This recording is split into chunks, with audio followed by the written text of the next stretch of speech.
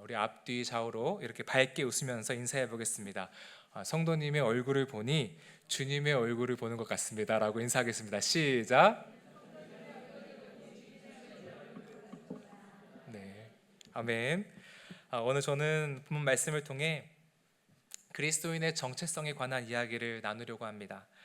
우리가 방금 읽은 이 아가서의 주인공은 솔로몬 왕과 술람미라는 여인입니다. 이 술람미 여인이 어떤 여인이었는가? 당시 솔로몬은 예루살렘 북쪽에 위치한 에브라임 산지에 한 포도원을 가지고 있었는데 그 포도원을 소작인에게 맡겨 놓았습니다. 그 소작인의 가정에는 어머니와 두 아들 그리고 막내딸이 있었는데 이 막내딸이 바로 술람미였습니다. 당시 술람미는 배다른 딸로 이복 오빠들에게 사랑과 보호를 받지 못했던 것 같습니다. 그 내용이 6절에 나오는데 6절을 표준 세번역 버전으로 제가 읽어보겠습니다. 화면을 띄워주십시오. 내가 검다고 내가 햇볕에 그을렸다고 나를 깔보지 말아라. 오빠들 성화에 못 이겨서 나의 포도원은 버려둔 채 오빠들의 포도원을 돌보느라고 이렇게 된 것이다. 그녀가 뭐라고 말합니까? 오빠들의 광요에 못 이겨 그들의 포도원을 대신 가꾸느라 내 피부가 지금 검게 그을렸다라고 말합니다. 많은 주석학자들은 이 구절을 두고 당시 그녀가 이복 오빠들 아래에서 부당한 대우를 받고 있던 것으로 해석을 합니다. 그런데 이렇게 온종일 포도원에서, 그것도 남의 포도원이죠, 다른 이복 오빠들의 포도원에서 일하느라 얼굴이 까맣게 그을린 그 여인을 누가 사랑하게 된 것입니까? 솔로몬 왕이 사랑하게 된 것입니다. 여러분, 솔로몬은 당시 모든 것을 가진 왕이지 않습니까? 그런데 당시 자기 곁에 있던 수많은 아름다운 여인들과 화려하게 치장하고 꾸몄던 그런 이들을 뒤로하고 이 술람 여인, 햇빛에 얼굴이 까맣게 그을리고 아마도 기미가 여기저기 올라와 있었을 그 여인을 사랑합니다. 5절에서는 그 여인의 얼굴이 어땠는지 더 직설적으로 표현하고 있는데요, 5절을 함께 읽어보겠습니다. 시작. 예루살렘 딸들아,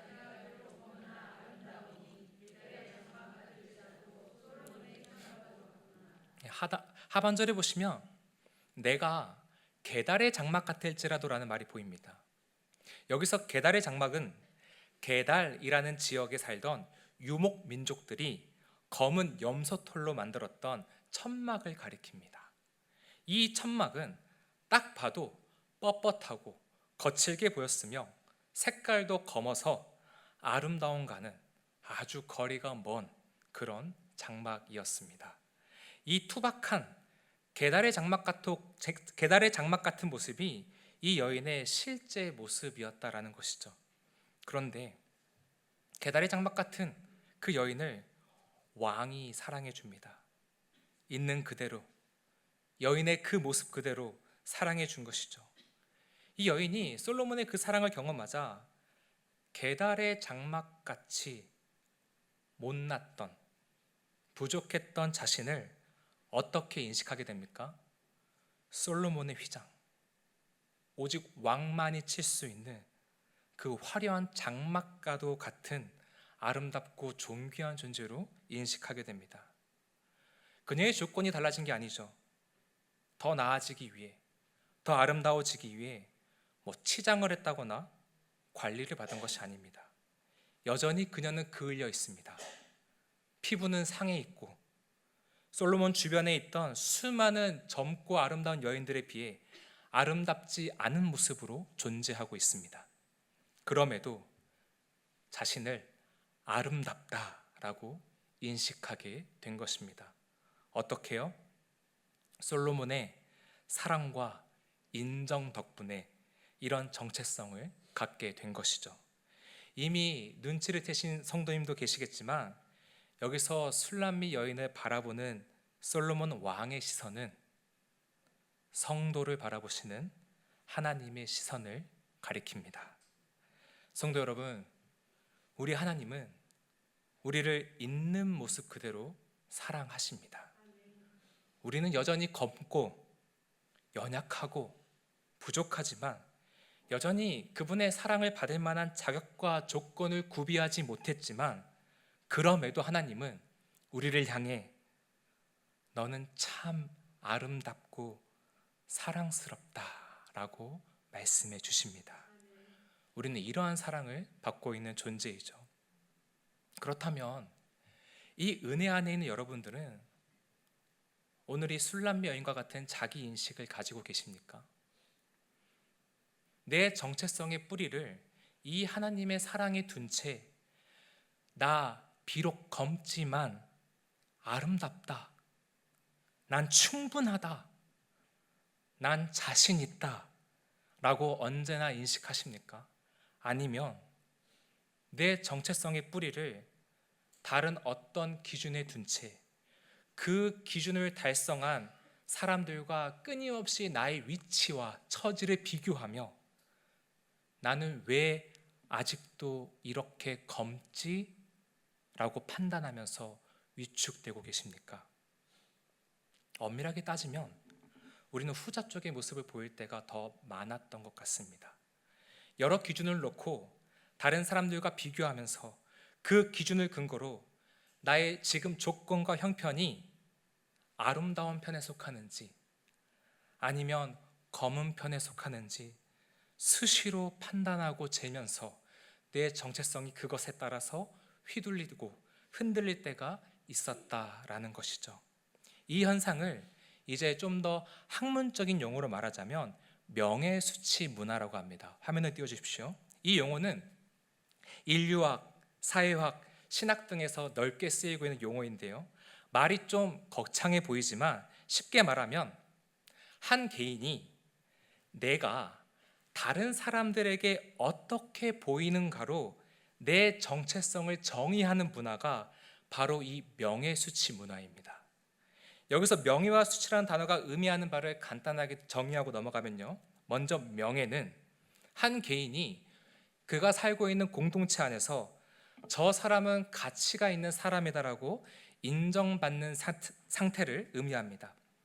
단순히 내가 나 스스로를 어떻게 생각하느냐가 아니라 주변 사람들이, 내 주변에 있는 사람들이 나를 얼마나 존중하고 인정하느냐와 깊이 연결되어 있는 개념이죠. 이렇게 주변 관계로부터 얻어진 명예는 그 사람의 위치와 정체성을 결정하는 역할을 합니다. 반면에 수치, 이 수치는 어떤 기준과 조건을 달성하지 못함으로 인해 그가 속한 공동체 안에서 나는 받아들여질 가치가 없다고 간주되는 것에 대한 두려움 또는 그런 상태를 의미합니다. 그리고 이 명예와 수치가, 이 두 축이 한 개인의 정체성에 계속해서 영향을 끼치고 직접적인 영향을 미치는 사회를 일컬어서 명예수치 문화가 강한 문화권이다라고 표현합니다. 이런 면에서 우리나라는 이 문화에 굉장히 익숙하고 찌들어 있는 문화권이라고 볼 수가 있죠. 자, 지루한 개념 설명 여기서 마치고 이것에 대한 몇 가지 예시를 들어보겠습니다. 먼저 학생을 예로 들어보겠습니다. 소위 성적이 좋거나 입시에 성공한 경우 그 학생은 그가 속한 집단 안에서 가치가 있는 사람으로 인정받게 됩니다.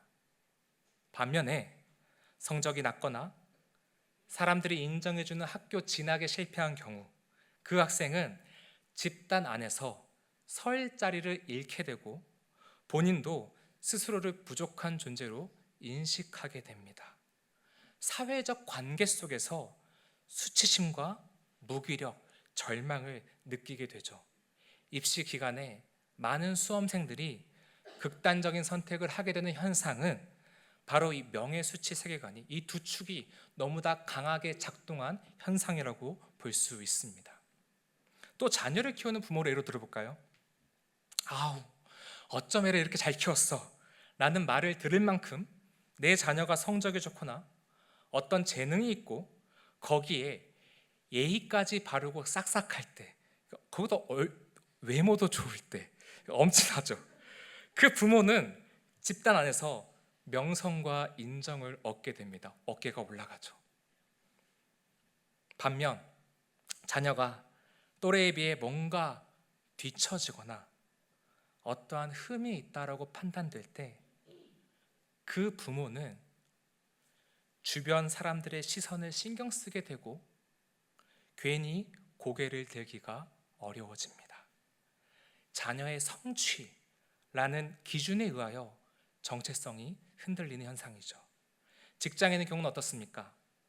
내가 맡은 업무에서 좋은 성과를 내고 남들보다 앞서 나가는 것 같고 상사와 동료, 후임 모두에게 인정받을 때 그는 그 조직 안에서 가치가 있는 존재로 여겨집니다.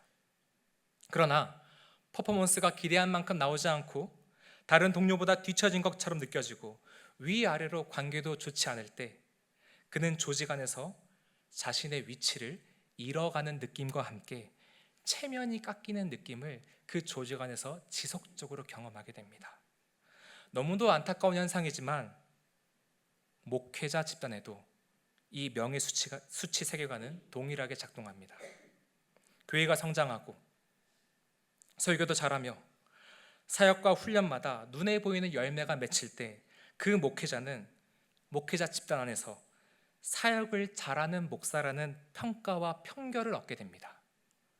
반면 그 반대의 정황 속에 있는 목회자는 유능한 목회자라는 편결을 얻기에 부족한 성도 수, 설교, 기능적 은사와 같은 기준들로 자신을 규정하면서 자존감이 낮아지고 의기소침해집니다. 결국 목사라는 정체성이 흔들리게 되는 것이죠. 성도도 비슷합니다. 어떤 명예로운 성도상 같은 게 우리에게 있어서 그 기준을 충족시키면 인정받는 성도가 되고 충족시키지 못하면 스스로 작아지면서 주변으로 물러서게 됩니다. 이처럼 인간에게는 타인이 가치 있게 여기는 어떤 기준과 조건을 갖추었는가, 갖추지 못했는가로 자신을 증명하고 규정하려는 습성이 있습니다. 오늘 본문의 말로 표현해 보면 그 기준들로 내가 지금 검은지 아니면 아름다운지를 수시로 판단하고 있다는 것이죠. 내가 내 자신을 심판하고 있다는 겁니다. 나아가 그 판단의 근거에 어떤 때는 나는 검지 않으니까 가치가 있어라는 우월감을 느끼고 또 어떤 때는 나는 검으니까 받아들여질 가치가 없어라는 수치심을 느끼기도 합니다. 그리고 이렇게 마음속에 한번 자리 잡은 이 우월감과 수치심은 우리를 가만두지 않습니다. 사람들이 나를 어떻게 평가할 것인가? 나의 지금 이 실존, 이 모습을 보고 나를 인정해 줄 것인가? 나를 중요하게 여겨줄 것인가? 이런 생각들에 수시로 사로잡히게 합니다. 그 결과 우리는 의식적으로든 무의식적으로든 타인의 눈치를 보면서 내가 가치 있고 괜찮은 존재임을 입증받기 위해 상당한 에너지를 쓰게 됩니다. 때로는 나의 그 취약함을 숨기고 드러내지 않기 위해 거짓 자아를 형성하기도 하죠. 본래의 자기 자신의 모습이 아닌 더 강한 척, 더 똑똑한 척, 더 행복하고 괜찮은 척을 사람들 앞에서 하려 하는 것입니다. 치장을 하는 것이죠. 그러나 이러한 삶은 결국 우리를 매우 지치고 피곤하게 만들 뿐입니다. 이 지점에서 성도님들께 질문드립니다. 오늘 여러분들에게 우월감 또는 수치심을 불러일으키는 그 기준과 조건은 무엇입니까? 그것을 성취했는가, 성취하지 못했는가에 따라서 여러분의 정체성도 흔들리고 있진 않으셨습니까? 만약 우리에게 이러한 모습이 있었다면 우리는 어떻게 이 문제에서 자유로워질 수 있을까요? 어떻게 하면 오늘 이 술람 여인처럼 나는 검지만 아름답다. 나 비록 계달의 장막처럼 부족하지만 저 솔로몬의 휘장처럼 아름답다. 라는 이토록 자유하고 안정된 자기 인식을 가질 수 있을까요? 그 답은 바로 복음에 있습니다. 복음은 우리를 너무나 피곤하게 만들었던 이 정체성의 문제를 해결해 줍니다. 명예, 수치, 세계관의 포로로 잡혔던 나를 해방시켜 주는 것입니다. 복음이 우리 안에서 한 일을 말하고 있는 갈라디아서 3장 27절 말씀을 함께 읽어보겠습니다. 시작, 띄워주십시오. 갈라디아서 말씀입니다. 갈라디아서 제가 읽겠습니다. 누구든지 그리스도와 합하기 위하여 세례를 받은 자는 그리스도로 옷 입었느니라. 여기서 그리스도와 합하기 위해 세례를 받은 자라는 말은 그리스도의 십자가 죽음과 부활, 곧 복음을 믿는 자는 누구든지 그리스도와 연합하게 되었음을 의미하는 것입니다. 그리스도와의 연합, 많이 들어보셨겠지만 그 말이 또 다소 어렵게 느껴지는 분들도 계실 것입니다. 쉽게 말하면 주님이 나와 정말로 연합해서 나와 하나가 되셨다라는 의미입니다. 그리고 이렇게 그리스도와 연합하게 된 자들은 그리스도로 옷 입었다고 하반절은 말하고 있습니다. 그리스도와 연합한 자들은 그리스도로 옷 입었다? 옷을 입었다는 것은 어떤 의미일까요? 제가 예를 좀 들어보겠습니다. 좀 직관적인 예라서 좀 그럴 수 있지만 양해해 주십시오. 제가 지금 이렇게 옷을 입고 있지 않습니까? 제가 이렇게 옷을 갖춰 입고 있으면 여러분들은 제 피부에 있는 노폐물이나 때들을 볼 수가 있습니까? 없습니까? 없습니다. 물론 오늘 아침에 샤워를 깨끗하게 했기 때문에 그런 게 있을 확률은 적지만 예를 들어보는 것입니다. 여러분들은 그 노폐물들을 절대로 볼 수가 없죠. 왜 그렇죠? 제가 옷을 입고 있기 때문입니다. 마찬가지죠. 우리 하나님께서는 여러분을 보실 때 하나님은 여러분 안에 있는 모든 죄와 더러움과 부족함과 그 검은 부분들을 다 알고 계시지만 그분은 여러분 안에 있는 그 죄를 보지 않으십니다. 대신에 여러분들이 지금 입고 계신 그리스도라는 옷을 보십니다. 그분은 그리스도라는 옷을 보시며 예수 그리스도가 깨끗하신 만큼 여러분을 깨끗하다고 여겨주십니다. 예수 그리스도가 아름다우신 만큼 여러분들을 아름답게 여겨주십니다. 바로 이것이 그리스도와 연합하게 된 우리 모두가 누리고 있는 은혜이자 자유입니다. 이 연합으로 누리게 된 은혜를 말하고 있는 성경 구절을 한 구절 더 보겠습니다.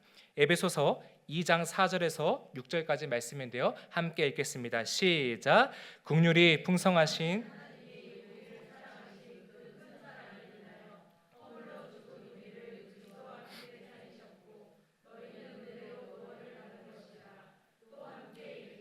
그리스도 예수 안에서 함께 하늘에 앉히시니. 아멘. 우리가 아는 것처럼 십자가에서 죽으시고 다시 부활하신 그리스도는 승천하시어 하나님 보좌 우편에 앉으셨습니다. 6절 말씀 계속 띄워주십시오. 그런데 지금 이 에베소서 말씀은 그리스도가 하늘 보좌에 앉으신 그때 그분과 연합한 우리도 그분과 함께 6절 보시면 하늘에 앉았다라고 말하고 있습니다. 왕위에 앉게 되었다라는 것이죠. 그리고 여기서 왕위에 앉는다라는 것은 왕의 지위와 신분과 자격을 그대로 가진다는 것을 의미합니다. 그리스도의 영광이 우리 신자의 영광이 되었다는 거예요. 이것을 좀 더 풀어서 설명드리면 하나님께서 예수 그리스도를 자신의 하나뿐인 아들로 존귀하게 여기시는 것처럼 우리도 그렇게 여겨주심을 의미합니다. 그 아들 예수를 사랑하시는 만큼이나 여러분도 그렇게 예수님을 사랑하시듯 사랑하신다는 것을 의미하며 그 아들을 명예롭게 여기시듯 여러분도 그리스도만큼 명예롭게 여겨주시는 것을 뜻합니다. 그리고 여기서 성경은 하늘에 앉히실 것이다 라고 미래형 시제로 말하지 않고 앉혔다 라고 과거형 시제로 선언하고 있습니다. 그 영광과 자격과 지위와 영예가 이미 우리에게 주어졌다, 적용됐다라는 것이죠. 자, 그럼 이러한 사실, 그리스도와의 연합으로 인해 하나님께서 나를, 여전히 검은 나를 그리스도를 바라보듯 바라보시며 그리스도만큼 아름답고 사랑스럽고 명예롭게 여겨주신다는 사실을 우리가 정말 믿는다면 우리 안에 어떤 일이 일어날까요? 이 엄청난 사실을 그냥 지식적으로 동의하는 수준에서 그치는 것이 아니라 내 정체성이 될 만큼 강하게 붙들고 믿는다면 나에게는 어떤 변화가 일어날까요? 더 이상 우리는 어떤 기준과 성취로 나의 가치를 증명하려 하거나 다른 사람들의 인정과 평가와 판단을 통해 내 정체성을 세우려고 애쓰지 않게 됩니다. 명예, 수치, 세계관에서 벗어나 하나님의 사랑과 인정 속에서 흔들리지 않는 아주 단단하고 안전한 정체성을 형성하게 되는 것이죠. 그래서 이 복음적 정체성을 가진 사람은 더 이상 다른 사람들이 인정해주는 어떤 기준에 내가 들지 못했다 하더라도 그것 때문에 수치심을 느끼거나 고개를 숙이지 않습니다. 연봉이나 학벌, 사회적 지위가 남들이 높게 쳐주는 수준에 이르지 못해도, 직장에서 나를 모두가 인정해주는 것처럼 느끼지 못해도, 내 자녀에게 어떠한 흠과 연약함이 있고 나 역시 모두가 인정해 줄 만한 훌륭한 부모의 자격 요건을 갖추지 못한 것처럼 여겨져도 스스로를 부족한 존재로 여기지 않게 되는 것입니다. 왜냐하면 온 우주의 창조주이시오 통치자이신 절대자 하나님께서 나를 당신의 하나밖에 없는 아들처럼 동일하게 여겨주시고 바라봐 주고 계심을 늘 인식하고 있기 때문입니다. 이 변화된 자기 인식이 나를 다른 사람들의 시선과 판단과 편견로부터 자유하도록 만들어주는 것입니다. 나 비록 다른 이의 기준에서는 여전히 검을 수 있지만 그러나 나 아름답다 라는 이 고백을 가능하게 해주는 것이죠. 또 반대로 여러분들이 남들이 우러러보는 어떤 자격을 갖추었을 때는 어떨까요? 직장에서 탄탄대로를 걷고 있고 내 자녀도 좋은 대학, 좋은 직장에 들어가 다른 부모님들이 나를 우러러보게 되었으며 남부럽지 않은 사회적 성공과 부를 얻게 되었다고 생각해 보겠습니다. 그러나 복음적 정체성을 가진 신자는 그런 때에도 우월감이나 내가 남들보다 더 나은 사람이 된 것 같다는 알량한 교만을 느끼지 않게 됩니다. 왜요? 더 이상 나에게는 어떤 기준이나 조건을 달성함으로 내 가치를 증명받고 입증받으려는 그 세계관이 더 이상 작동하지 않기 때문입니다. 하나님께서는 내 모습이 어떠하든지 있는 그대로의 나를 그리스도처럼 바라보시고 사랑하신다라는 이 은혜에 근거한 자기 정체성만이 작동하고 있기 때문에 남들이 인정해주고 명예롭게 여겨주는 그 기준을 성취하고 어떤 업적을 이루었다 해도 그 성취가 결코 나의 의가 되거나 우월감으로 치환되지 않는 것입니다.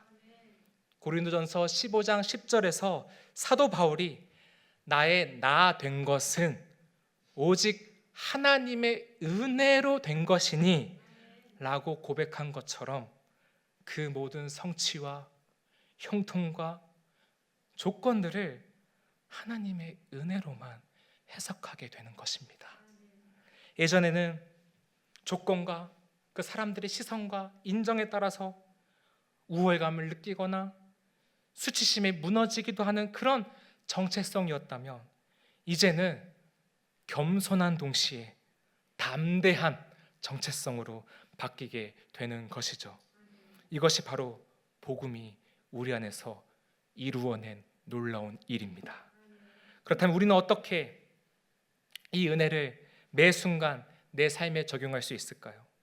어떻게 하면 매 순간 겸손한 동시에 담대한 이 복음적 정체성을 유지할 수 있을까요? 복음을 날마다 내 자신에게 전해보는 것입니다. 우리는 복음을 믿지 않는 자들에게 전해야 한다는 사실은 너무나 익숙하게 여기면서도 그 놀라운 복음을 나 자신에게 끊임없이 전해야 한다는 사실에는 어색함을 느끼는 것 같습니다. 그러나 이 참된 복음적 정체성을 매 순간 유지하기 위해서는 우리는 복음을 날마다 나 자신에게 전해야 합니다. 어떻게 전해야 할까요? 그리스도께서 십자가에서 죽으시고 부활하신 사건으로 인하여 오늘 나에게 어떤 일이 일어났는지를 계속 생각하고 선포하는 것입니다. 오늘 우리는 그것을 들었습니다. 나에게 어떤 일이 일어났습니까? 그리스도와 연합함으로 예수 그리스도가 나의 옷이 되어 주셨습니다. 그리스도가 나와 동일시 되셨습니다. 그래서 하나님께서는 내 안에 있는 그 죄와 더러움과 부족한 조건들을 보지 않으십니다. 대신에 내가 입고 있는 그리스도라는 아름다운 옷을 보시며 예수 그리스도가 깨끗하신 만큼 나를 깨끗하다고 여겨주십니다. 예수 그리스도가 아름다우신 만큼 나를 아름답게 바라봐 주십니다. 이런저런 기준들에 비추어 볼 때 여전히 검고 부족하고 얼룩이 져 있는 나를 그리스도를 바라보듯 기쁘게 바라보시고 그리스도를 사랑하시듯 그렇게 사랑해 주시죠. 이 복음을 끊임없이 나를 향해 선포하고 정말 이 사실이 나의 정체성이 될 때까지 치열하게 붙들 때 우리의 정체성은 외부의 시선에 의해 흔들리지 않게 됩니다. 더 이상 우리를 괴롭혔던 그 우월감과 수치심의 포로가 되지 않는 것입니다. 잠시 제 이야기를 나누고 싶습니다. 저는 그렇게 보이지 않으시겠지만 개인적으로 비위가 굉장히 약한 편입니다. 어느 정도로 약하냐면 집안일을 이제 다 하는 편인데 유독 제 아내는 저한테 이제 맡기지 않는 부분이 있습니다. 음식물 쓰레기를 비우는 것은 저한테 맡기지 않습니다. 제가 그만큼 비위가 약해서 양해해 주는 것이죠. 그래서 지금 생각해 보면 참 우스운 일이지만 아들이 태어나기 전부터 한 가지 걱정했던 부분이 있었습니다. 이제 아이가 태어나면 스스로 배변을 가릴 때까지 부모가 직접 그것을 씻겨줘야 되는데 아직 태어나지도 않은 엄마의 뱃속에 있는 그 아이의 변을 이제 내가 정리하고 깨끗하게 씻겨줘야 하는 그 구체적인 과정을 생각하니 그 생각만으로도 겁이 났습니다. 하지만 그런 고민을 임신 중인 그 아내에게 말했다가는 무슨 말을 듣게 될지 뻔하잖아요. 뻔하게. 저 혼자 그 10개월 동안 끙끙 내적 갈등을 앓고 있었습니다. 그러다가 이제 제 아들이 세상에 나오게 됐고 드디어 제 손으로 아이의 그것을 제 손으로 처리해 줘야 되는 그 역사적인 순간이 저에게 오게 됐습니다. 과연 비위가 약한 저는 그 현장에서 구역질을 했거나 아니면 나 도저히 못하겠다고 여보 진짜 미안한데 나 진짜 못하겠다고 몸조리 중인 아내에게 그것을 넘겼을까요? 지금도 신기한데 비위가 너무도 약한 제가 정말 아무렇지도 않게 아니 오히려 기쁘게 말캉말캉하고 통통한 그 아이의 엉덩이에 따뜻한 온수를 적셔주며 그 어마어마한 일을 제 손으로 장갑도 안 끼고 하고 있었습니다. 그리고 그 후로도 아들의 기저귀를 갈아주는 일은 제게 고통이 아니라 행복과 즐거움이었습니다. 물론 지금 이제 저랑 먹는 게 똑같다 보니 좀 이제 향이 좀 짙어지긴 했는데 그래도 즐거움입니다. 어떻게 비위가 약한 제가 그 일을 아무렇지도 않게 그것도 기쁘게 할 수 있었을까요? 그 아이는 제가 너무도 사랑하는 존재이기 때문입니다. 사랑하는 아들이기 때문에 그 아이에게서 풍기는 냄새나 더러운 모습이 아비에게는 전혀 불편함으로 다가오지 않았던 것입니다. 하나님이 오늘 저와 여러분을 바라보는 시선이 이와 같은 것이죠. 여러분은 그리스도와 동일시 되었기 때문에 그 아들과도 같은 너무도 사랑스러운 자이기 때문에 여러분이 얼마나 검고 더럽든 얼마나 기준에 미치지 못했든 그분은 여러분을 절대로 피하지 않으십니다. 수치스럽게 여기지 않으십니다. 이 놀라운 은혜를 매 순간 기억하십시오. 이 은혜에 근거하여 겸손한 동시에 담대하고 담대한 그리고 자유한 동시에 견고한 정체성으로 살아가십시오. 우리가 여전히 그분의 눈에 아름답게 보일 수 있는 것은 우리가 검지 않아서가 아니고 명예와 인정을 얻을 만한 그 무엇을 갖추었기 때문도 아니며 아름답고 괜찮은 척이라는 자기 치장을 통해 나의 취약함을 가리고 있어서도 아닙니다. 본래의 나, 그냥 있는 나, 이 나를 예수 그리스도처럼 바라봐 주시며 너는 지극히 아름다워 라고 선언해 주시는 그 은혜 덕분입니다. 그 은혜 덕분에 이 술람여인처럼 나 거무나 아름답다 라는 이 확신에 찬 고백을 할 수 있는 것입니다. 끝으로 설교를 작성하는 중에 어떤 감동을 느낀 부분이 있어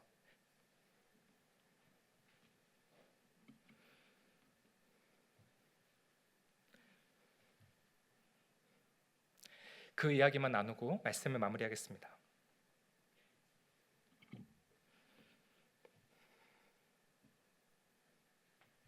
혹시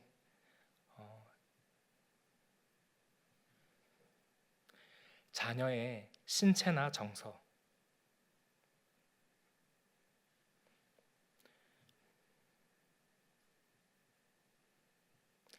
정신에 아픔이 있어서 건강함이라는 그 기준에 들지 못하는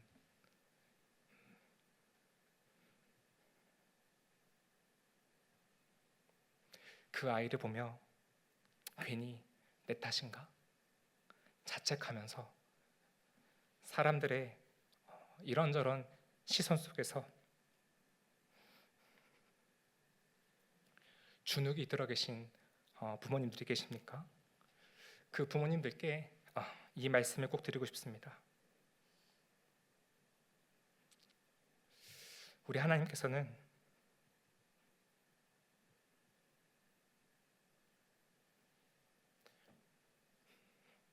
여러분의 가정에 있는 그 귀한 자녀를 당신의 하나밖에 없는 아들처럼 사랑스럽고 아름답고 존귀하게 바라보고 계십니다. 세상의 그 어떤 기준, 세상이 바라보는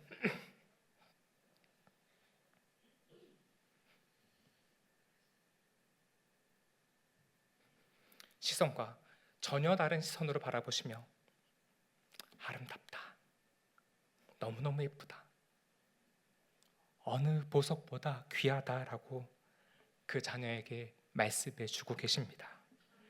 그 음성이 그런 고통 가운데 있는 부모님들의 마음 깊은 곳에 들려지길 간절히 소원합니다. 괜히 고개를 숙이지 마십시오. 여러분의 자녀는 하늘 보좌에 이미 안침받은 명예롭고 가장 아름다운 존재입니다. 말씀을 기억하며 함께 찬양하기 원합니다.